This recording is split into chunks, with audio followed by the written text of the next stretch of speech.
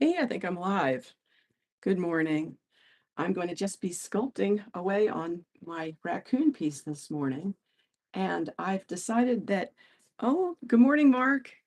I've decided that if I can just kind of work and demonstrate, it might be better. And then I can answer questions in the, when you're done, if you could type me a comment to ask the question, it would be really helpful to me. So I have a little trouble sometimes reading the questions from here. So I'd like to be able to kind of continue where I left off um, on Wednesday. And I worked on some making some Indian corn, as you can see. Now, one of the things that you'll encounter when you try to make small details like that in modeling clay is, okay, you're working, and every time you turn to the other side, you're smushing the side you just did. That's very typical. And it kind of makes me reflect back on why everything had to be turned into a plaster model for the uh, giftware and collectible business that we were doing prototypes for, because it had to be very detailed, but not get messed up on transit to the mold maker. And so part of it was preservation of the detail on the way to be molded. But I wanted to bring this out today to show everyone. Got a little goo on that one. This is a porcelain piece that we did in our studio. This was not for a giftware company. This is, uh, let's see, we called it Kitten of Rennes le Chateau. We were reading about that at the time and it was kind of fun. 1993. And so Chuck did the sculpture originally using this type of modeling clay by Chavant. They didn't have clayette at that time, but it was a similar one they had. And what I want to show you on this, um, look at the way the fur is done. See, and especially Mark, you'll be interested in this, the way that fur is tufted up and then, yes, and then um, just in key areas, I kind of have to turn it slowly so you can see. Whoops, it's so hard for me to see where my camera is. It's tufted up, but then there's clay underneath those tufts, and it's continued down under. And the way that's really perfected, and you can see the tail too, the way that's done. The way that's really perfected is in the plaster. So you get so far in the clay, but you'll get these fine details. I'm going to show you close. And another thing that happens when it's transitioning into porcelain, and this is porcelain, this is hard paste, homemade porcelain. And by the way, I did the China painting and in multiple firings because that's a whole other that's another field of study right there. It took me years to be able to get to do really effective China painting where you had the sheen right, because this is all fired on color and at 1200 some degrees for each firing, and every time, let me put it up here so you can see it with the raccoon. Every time you fire it, when it comes out, first of all, you put the paint on, it's a different color. It looks different than when it fires. Not only that, the sheen level, whether it's satin or matte, changes as it fires. So it took years of really figuring out what hi Al. It took years of figuring out what would work and and then what was great is I did a whole series of cats like this that Chuck did the sculpture. I was going to show Al too, the Oldham porcelain's stamp underneath there. 1993, right? So we did a lot of cats in porcelain, and I ended up being sent, and this was for us, but we did it for other companies, and I was sent to Thailand to show the ladies there. I'll bring out some pictures in future shows, to show the ladies there how to apply the China paint to create that effect for a porcelain cat. Oh, a cat person. Oh, wow. Well, okay, look at the detail on that piece. And he did a large standing cat too, which was really nice. But and also I got this out because I'm going to be doing the back of the head of the raccoon. So I raked it smooth And I thought, I should be looking at these works because it really does help. And so for example, I lifted these pieces up, but I need to draw them down as well. So you lift them up, but then there's a drawdown to make it. What I mean by that is you have clay underneath, but you've got to put your detailed lines down, going down underneath to get that sense of authenticity. So I'll put that over there where you can see him. He's washing his face, I think. um, yeah, that's the thing. The texture, that's why I want to spend time on this texture. Al is saying the texture is divine.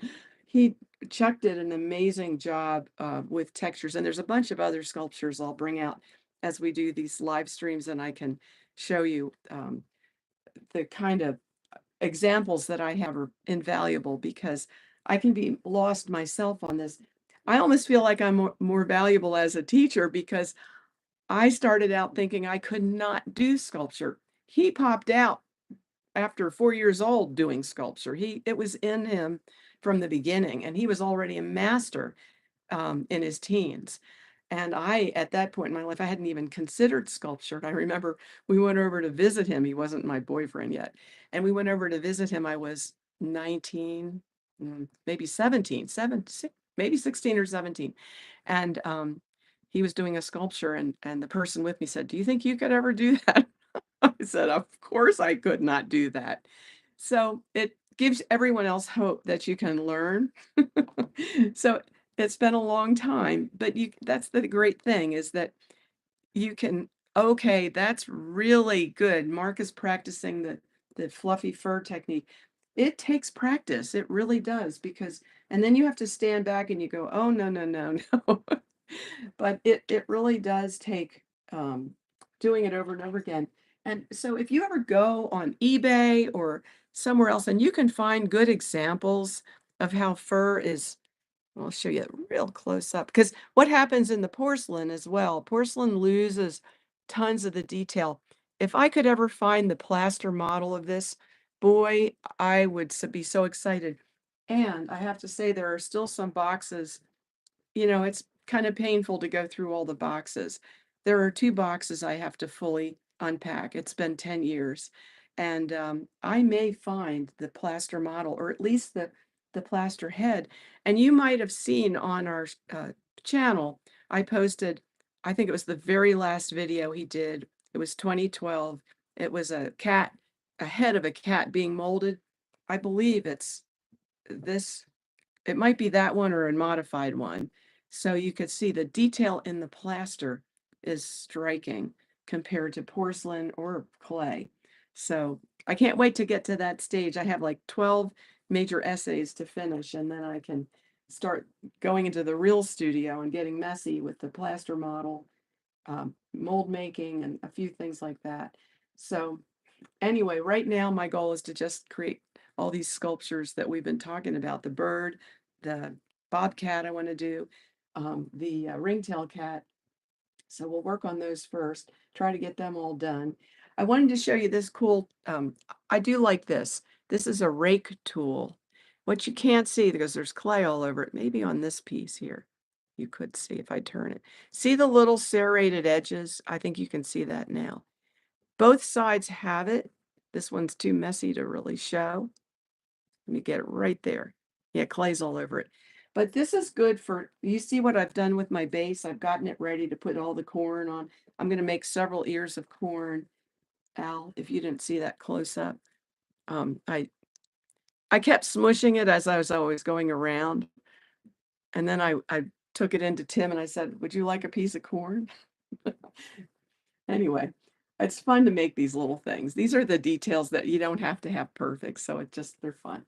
But I wanted to just scrape down this base like this, and this tool is really good for that.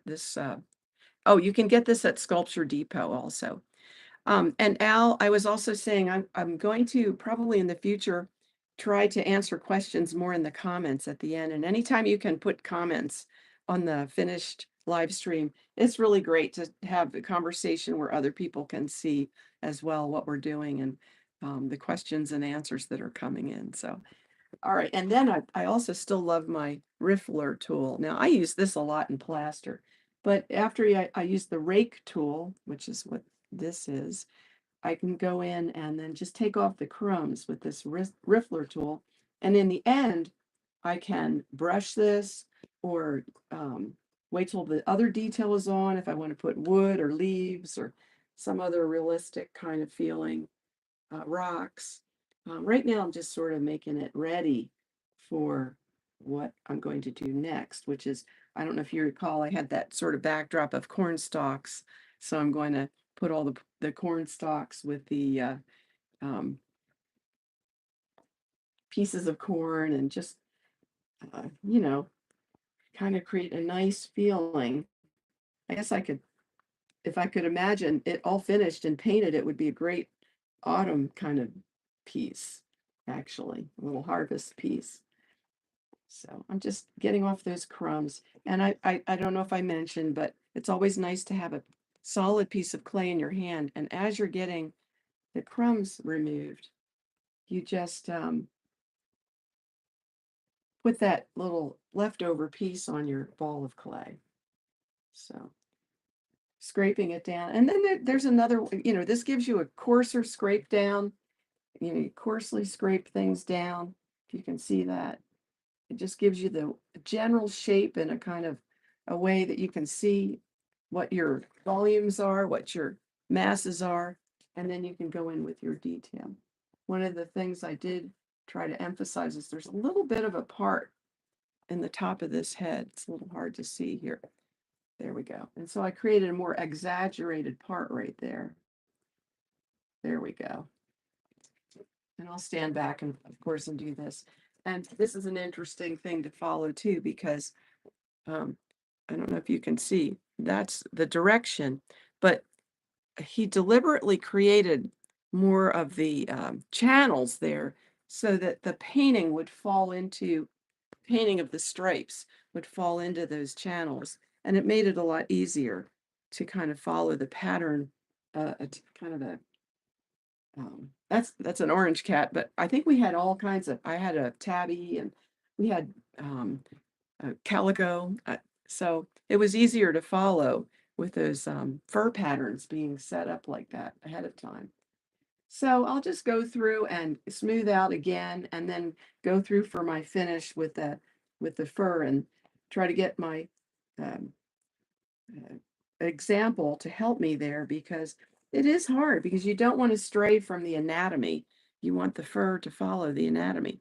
And if I can, I'll get down the big porcelain tiger that he did, which has great anatomy, but then it has places where the fur is a little longer in some places than others.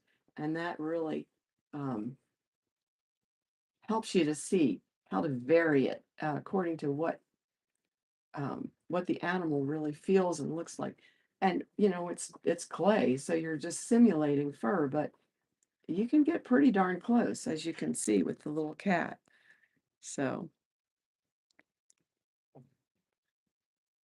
I'm probably going to have some future shows where I'm just sculpting, saying hello, having some music, and then at the end, I would love it if you would put questions at the end, and then of course I'll thoroughly answer them, and that would be great. So other people can see the kind of questions there are, and um, it's just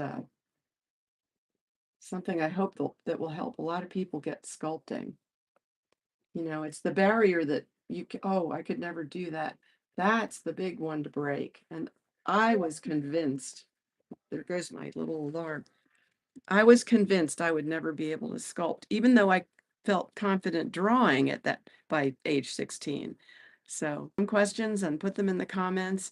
Anybody new here, please subscribe. And I will see you on Monday. I'll set up all my live streams in advance, try to give you an idea of what I'm going to do. And hopefully we'll have all this done and I can show the final stages in this sculpture. And we'll move to maybe back to the bird, because I really was excited about doing the bird. All right. Have a great weekend, everybody. And thank you so much, you guys, for coming. I really appreciate it. Bye-bye.